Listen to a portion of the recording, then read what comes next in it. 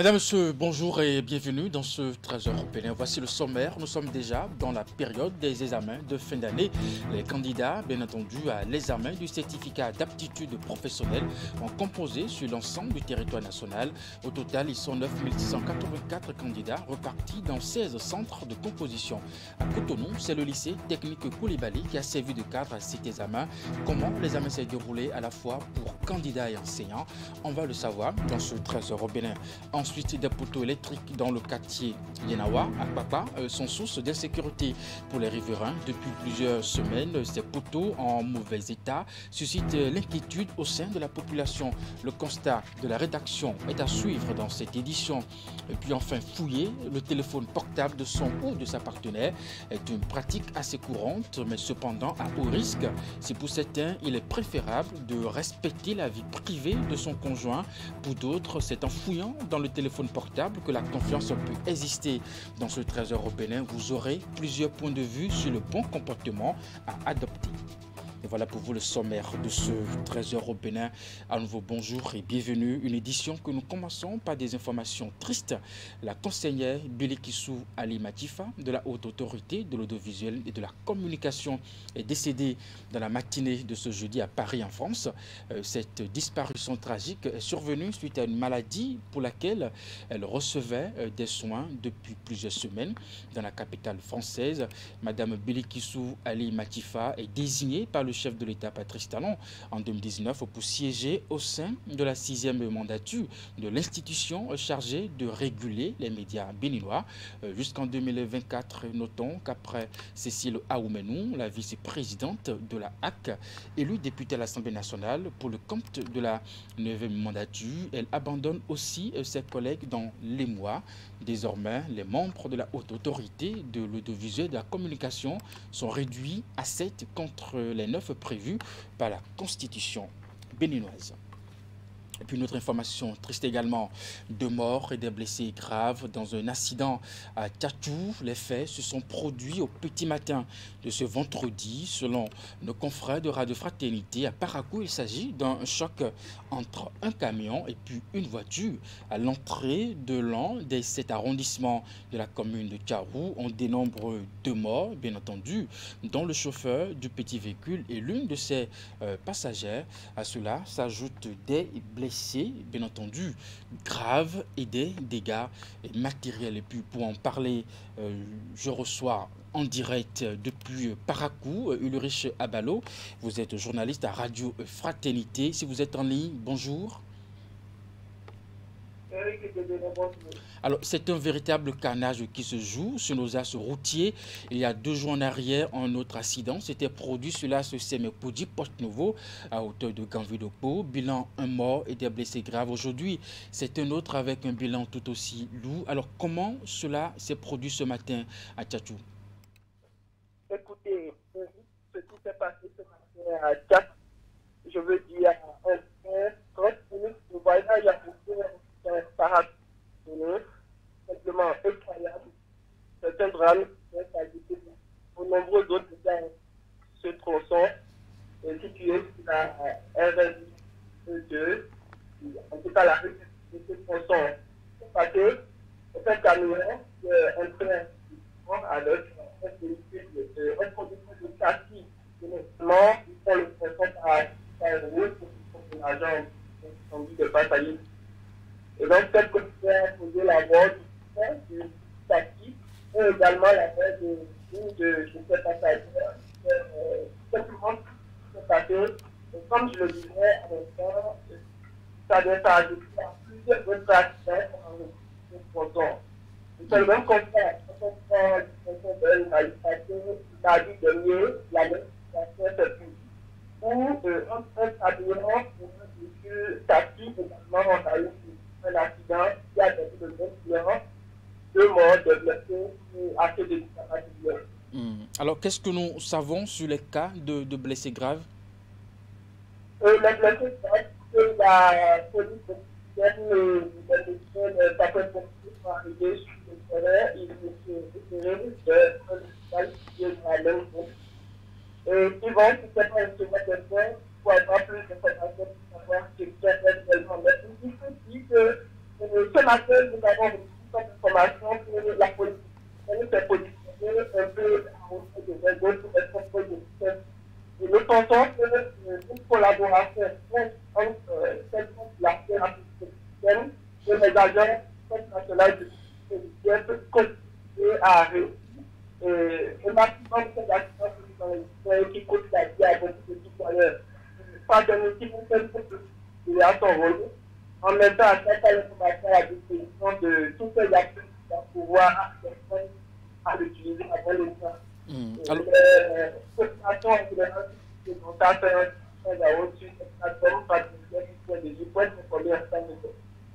alors Ulrich Chabalo, en gros, qu'est-ce qui se passe véritablement sur nos axes routiers? C'est des questions d'incivisme ou quoi?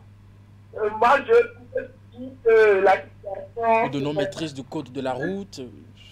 La contacte de l'application de l'étudiant se contacte de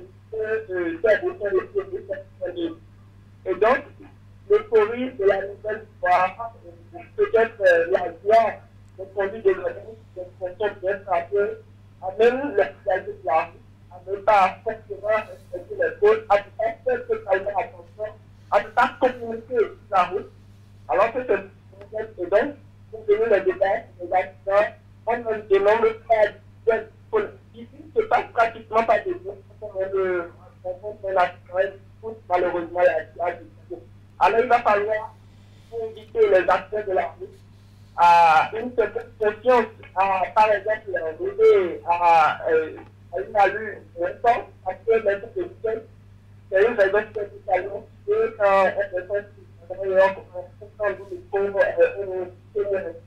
il va falloir également que les équipes techniques se passent régulièrement comme cela se doit être les règles de l'art pour qu'on soit sûr de la qualité des équipes qui sont en destination.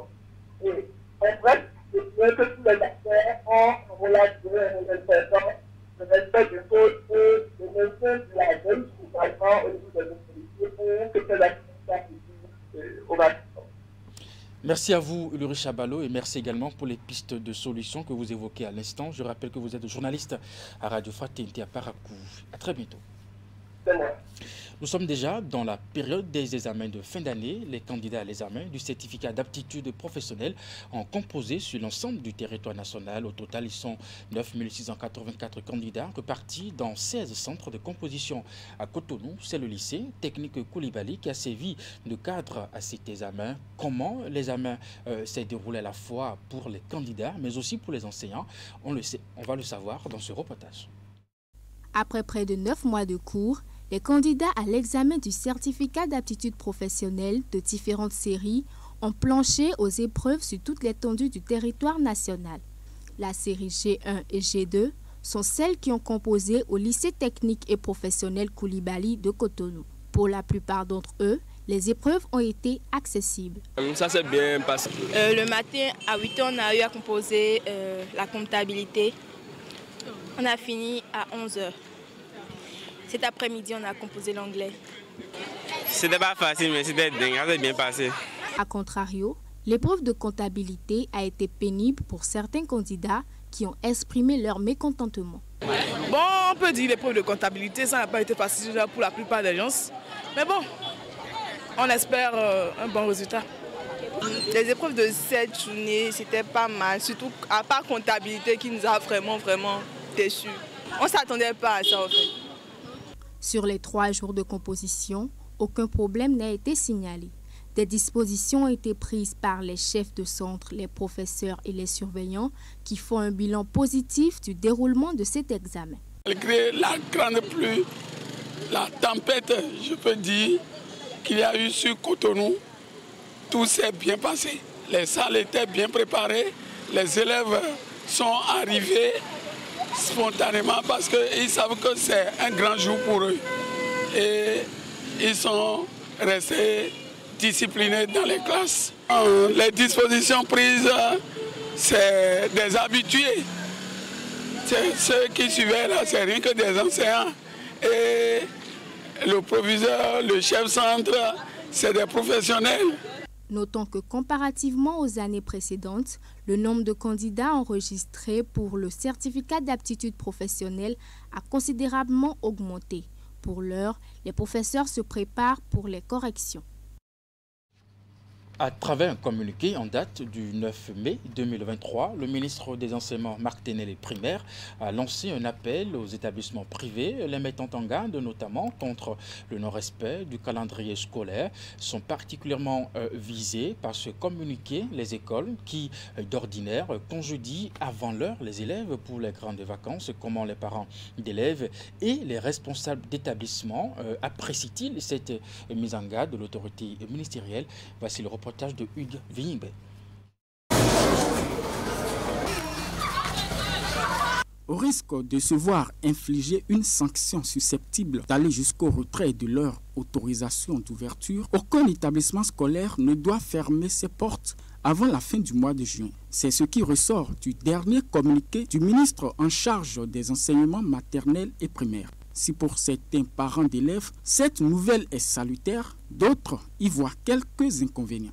C'est une bonne décision parce que l'État veut que les enfants assimilent tout le programme. Et le programme d'enseignement doit couvrir une période donnée. Si l'État a fixé la date des vacances au 28 juillet, si je ne me trompe, c'est parce qu'il sait que l'exécution correcte du programme avec les exercices et tout peut couvrir cette période-là. Et si on va en vacances avant la période, il y a quelque chose qui manquerait aux élèves. Je dirais que c'est une bonne chose de suivre le calendrier scolaire que l'État a prévu. Mais je veux aussi demander l'indulgence de l'État de faciliter la tâche aux parents parce que ce n'est pas chose facile d'envoyer son enfant, d'aller chercher plutôt son enfant à l'école matin, midi, soir, que ce n'est pas chose facile. Du côté de certains responsables d'établissements, bien avant la mise en garde de l'autorité, les dispositions étaient déjà prises pour un respect scrupuleux du calendrier scolaire. Ce communiqué qui était sorti, je pense, le 9 mai dernier, je l'ai lu. Je pouvais vous dire que ça ne pose aucun problème à mon niveau, personnellement, d'autant plus que nous n'avons pas fait le programme de renvoyer nos enfants en vacances, sinon ça pouvait nous créer des ennuis. Non, ça fait plaisir que moi j'ai reçu ce communiqué, parce que nous suivons un calendrier scolaire. Dans le calendrier, il est dit qu'il faut finir l'année en juillet. Donc, si vous partez très tôt, ça veut dire que vous n'aurez pas fini le programme et les enfants iront en vacances sans finir l'année scolaire. Donc, moi je suis d'accord avec le ministre. Le congédiement précoce des élèves pour les grandes vacances par certaines écoles n'est pas par plaisir. Mais nombreuses se trouvent contraintes par les difficultés financières auxquelles elles se trouvent confrontées. Du coup, les responsables d'établissements font au ministre une doléance. Je peux m'adresser respectueusement à l'autorité de voir un peu dedans avec eux, puisque si un temps pouvait créer un projet de débat et de discussion pour comprendre les raisons qui poussent certains responsables d'établissements privés à des actes comme ça, on pouvait comprendre plus et les aider. Si par le passé, les élèves et enseignants commençaient à profiter des grandes vacances dès le mois de mai, cette année, il faudra patienter jusqu'à la fin du mois de juin. De quoi permettre à tous de véritablement achever les programmes de cours et à certains de préparer idéalement leur examen de fin d'année. La communauté chrétienne a célébré ce jeudi l'Ascension, tout comme la Noël, la fête de Pâques ou encore la Pentecôte. La fête de l'Ascension est une commémoration d'un fait qui a marqué l'histoire de la religion chrétienne. C'est un événement, bien entendu, qui suscite beaucoup d'intérêt. C'est la montée de Jésus-Christ au ciel, un rappel vibrant pour les chrétiens à se préparer pour la rencontre avec le Seigneur. Quel est le sens que donnent les fidèles à cette fête et comment devrait-on la célébrer? Voici le reportage. Au nombre des célébrations du calendrier chrétien, la fête de l'Ascension commémore un événement symbolique entre le divin et l'humain. Il s'agit de la montée de Jésus-Christ au ciel. Datant de plus de 2000 ans, l'Ascension n'est pas seulement une tradition chrétienne, c'est aussi une célébration qui remonte aux origines de l'Église. L'Ascension, je veux dire, le terme tire son origine d'un verbe latin, ascendere, qui veut dire monter. Donc l'Ascension, comme fête chrétienne, désigne la montée de Jésus au ciel après sa résurrection. L'Ascension se situe en droite ligne de la fête de Pâques. Elle vient comme l'accomplissement du salut de l'homme, l'accomplissement du mystère pascal.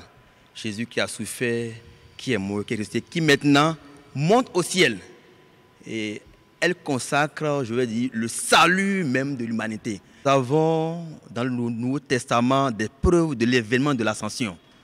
Déjà en Marc, chapitre 16, verset 19, il est dit que le Christ, après avoir parlé avec ses disciples, s'est élevé au ciel.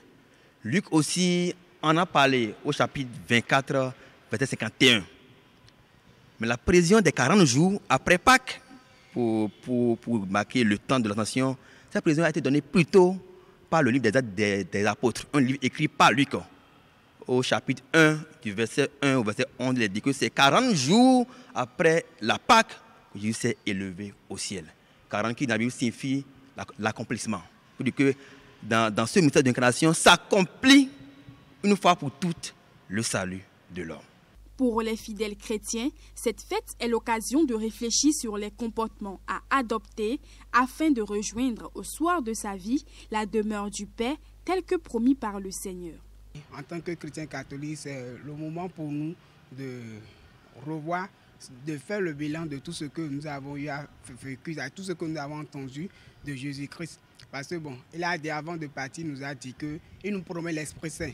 Donc, en tant que chrétien, nous devons nous y préparer pour que le jour où l'Esprit Saint viendra sur nous, il ne faudrait pas que nous soyons en train de faire des trucs qui ne sont pas normaux.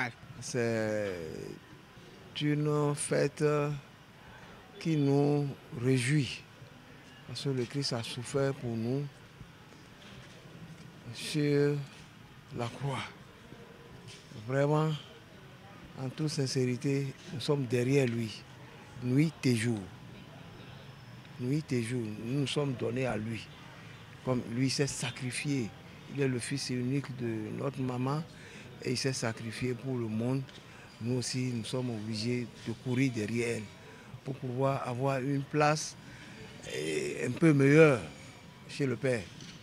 Étant une préfiguration de la vie éternelle, l'Ascension a un sens particulier pour le chrétien dans sa marche avec le Christ.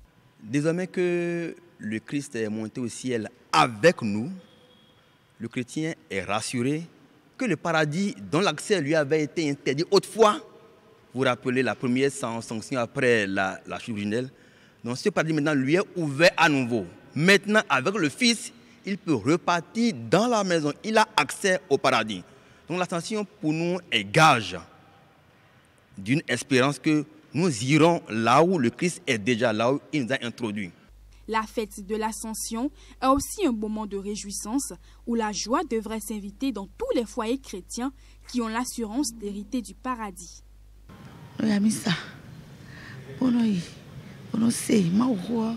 Le jour de la fête, je vais à l'église pour suivre la parole de Dieu. De retour, je fais la cuisine et je prépare un mets que mes enfants apprécient. S'il y a des boissons en accompagnement, nous les prenons aussi. Tout ça pour fêter. Je vais aller à la messe. En revenant de la messe, mais je vais faire un peu de joie avec mes enfants à la maison. Parce que l'Assomption, c'est une fête qu'on doit célébrer et avec joie, abondamment. À l'église catholique Sainte-Famille de Djidje, la fête de l'Ascension est marquée par la célébration des messes prévues à cette occasion. La plus grande activité, et la seule d'ailleurs, c'est la messe de l'Ascension. Une grande messe qu'on appelle solennité. Une grande fête. Ouais, dans l'église, les célébrations s'enchaînent par degrés. Il y a les mémoires facultatives, les mémoires obligatoires, les fêtes et puis les solennités. Demain, l'Église va célébrer une solennité qui est l'ascension du Seigneur au ciel, mais qui est déjà en espérance notre ascension de vous et moi, bien sûr, au ciel. Dans le cadre de cette fête, le fidèle chrétien d'abord est invité à être très heureux. Un fidèle digne du nom doit demain assister au moins à une messe. C'est une fête d'obligation. Célébrée 10 jours avant la Pentecôte, la fête de l'Ascension annonce la venue du Saint-Esprit et exprime un nouveau mode de présence du Christ qui n'est plus visible dans le monde terrestre, mais demeure présent avec ses fidèles. Bonne fête de l'Ascension à toute la communauté chrétienne. Je vous l'annonçais en titre, des poteaux électriques dans le quartier Yenawa. Nous sommes à Akpakpa, sont source d'insécurité pour les riverains. Depuis plusieurs semaines, ces poteaux en mauvais état suscitent l'inquiétude au sein de la population. Une équipe de la rédaction de Canal 3 Bénin est allée faire le constat que voici. Ce poteau de fortune est à terre depuis quelques semaines déjà, ici à Yenawa, dans le 2e arrondissement de Cotonou. Les populations de ce quartier sont restées des jours sans électricité, une situation que déplorent les riverains. Mardi, j'ai constaté que le poteau encore était debout. Jusqu'à la pluie est tombée, c'était plus penché de manière que ça a voulu tomber sur le bâtiment que vous voyez en face. À ma grande surprise, je reviens le soir, je trouve le poteau tout à fait à terre. Et là, vous verrez là en face, juste le poteau après ceci est aussi penché qui tente de tomber maintenant sur des bâtiments. Rien n'a été fait à ce sujet. J'étais rentré du boulot et j'ai constaté qu'il n'y avait pas d'électricité. Donc par curiosité, j'ai levé la tête et j'ai vu que l'une des cordes s'est rompue en haut, et ce qui empêchait le courant. Malgré une manœuvre des agents de la Société béninoise d'énergie électrique, les populations ne se sentent toujours pas en sécurité. Il y a l'SBE de Pondéou, une agence à Pondéou où je suis allé là. J'ai expliqué à un monsieur qui me dit de revenir. Après tout, je ne suis pas le propriétaire, mais juste pour sauver la vie des autres, j'ai tenté quand même de lui dire quelque chose. Rien n'a été fait à ce sujet. Si l'État peut faire quelque chose en ce qui concerne tout ça, là, vraiment ça arrangerait la population. Ces poteaux représentent un véritable danger pour les populations de ce quartier du 2e arrondissement, surtout en cette période de pluie. Nous parlons sécurité à présent. Il seconde les forces de défense et de sécurité publique dans le maintien de l'ordre. Le métier d'agent de sécurité privée au Bénin est un secteur en plein essor. Comment exerce-t-il et quels sont les éventuels risques auxquels sont confrontés ces agents de sécurité donatiens? Sowanou Fankaounou, Elvis Toncoin pour le reportage. Le secteur de la sécurité privée au Bénin est le second maillon de la chaîne sécuritaire, assurant la sécurité intérieure aux côtés des forces de défense et de sécurité, un secteur dans lequel opèrent plusieurs entreprises. Aujourd'hui, le secteur de la sécurité privée se porte très bien. Parce que depuis l'arrivée du président Talon, tous ceux qui avaient leur agrément en cours ou en instance de signature l'ont eu, et ceux qui n'en avaient pas, ou ceux qui n'avaient pas déposé les dossiers, sont sonnés de déposer automatiquement, sinon on viendra leur fermer les portes. Donc à la date d'aujourd'hui, si vous êtes dans le secteur et que vous ouvrez vos portes, ça veut dire que vous avez l'agrément. Pour assurer une forme d'équilibre dans le secteur, l'État joue les gendarmes pour amener les entreprises au respect des normes. Pour la qualité des services de sécurité, diverses sont les formations que reçoivent les agents pour donner un meilleur rendement sur le terrain. Une formation militaire et une formation des arts martiaux. La formation militaire est souvent assurée par des professionnels de la sécurité qui sont souvent peut-être à la retraite. À la retraite, on les sollicite, ils viennent nous aider, ils sont payés pour la formation militaire. Et pour les arts martiaux, nous avons des chefs, des maîtres karaté qui viennent aussi. Pour les chefs défense, leur apprendre comment un agresseur doit être neutralisé, etc., etc. Longtemps considéré comme un seul métier, le métier d'agent de sécurité se professionnalise de plus en plus aujourd'hui. Dans le rang de ces agents de sécurité se trouvent également des femmes. Dans le métier depuis des années, aucune contrainte dans l'exercice de son travail nous a-t-elle confié. Par exemple ici, bien sûr c'est dans un ONG. C'est quand on vient au service, tu assumes ton travail. On nous a dit quand les clients viennent, comment il faut les recevoir, comment il faut faire avec eux. Comme j'arrive à assumer mon travail, je n'ai pas eu un cas difficile à vous dire. Surveiller ou garder un lieu en sécurité n'est pas sans risque. Et quand il y a un vol commis sur un site, nous saisissons notre assureur, la police et tout ce qui est démarche dans ce cadre est respecté jusqu'à aboutissement, jusqu'à mettre la lumière sur la situation et que les responsabilités soient situées. La déclaration des agents de sécurité privée à la Caisse nationale de sécurité sociale reste un défi majeur pour l'épanouissement de cette catégorie de travailleurs au Bénin.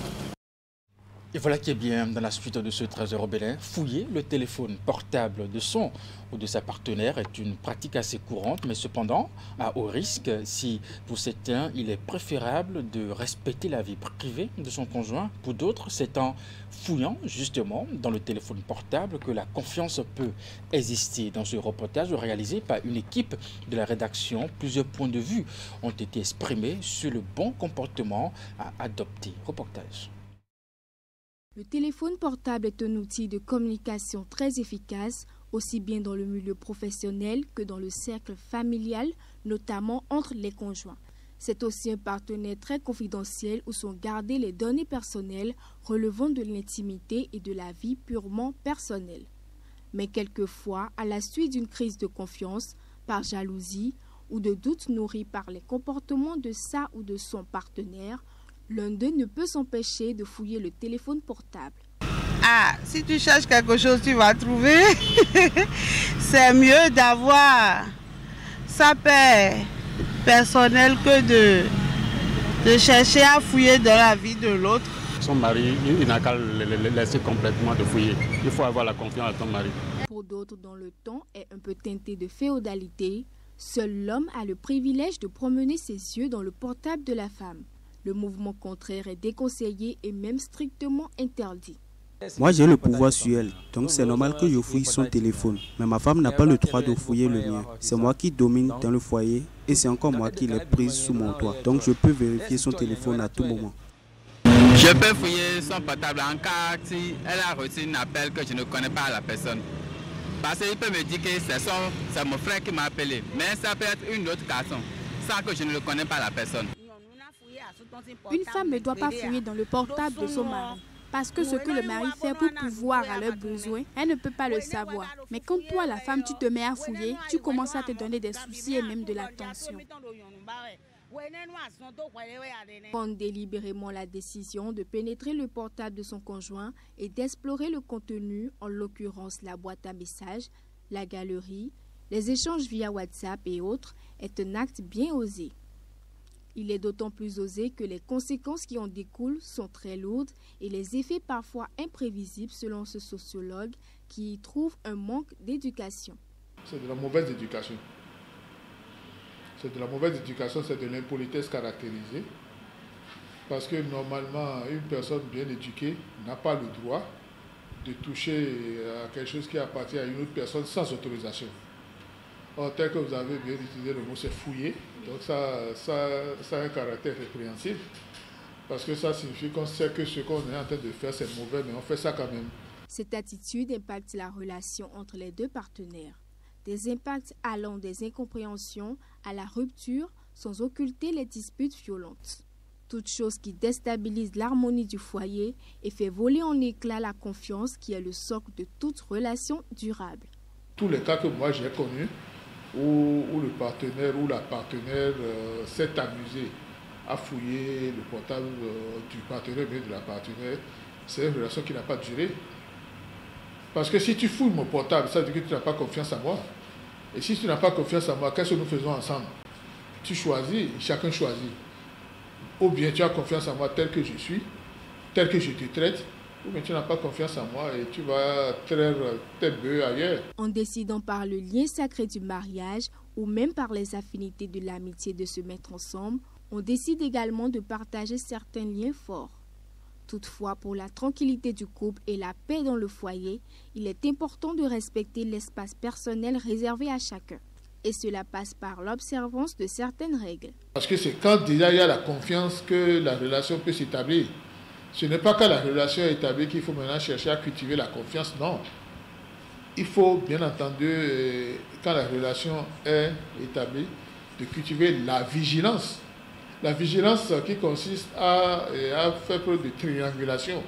Par exemple, hier, tu m'as dit quelque chose sur un sujet donné. Aujourd'hui, au détour d'une conversation, le même sujet s'est posé. Tu as dit quelque chose qui est radicalement opposé à ce que tu m'as dit hier. L'avantage que ça présente, vous le faites la remarque une fois. Aujourd'hui, dans une semaine, dans un mois, le même comportement se reprend. Le même comportement est observé, vous êtes légitimé maintenant de dire, mais toi, il me semble que tu mens beaucoup. Hein. Et vous vous désengagez de cette relation-là qui n'est plus basée sur la confiance.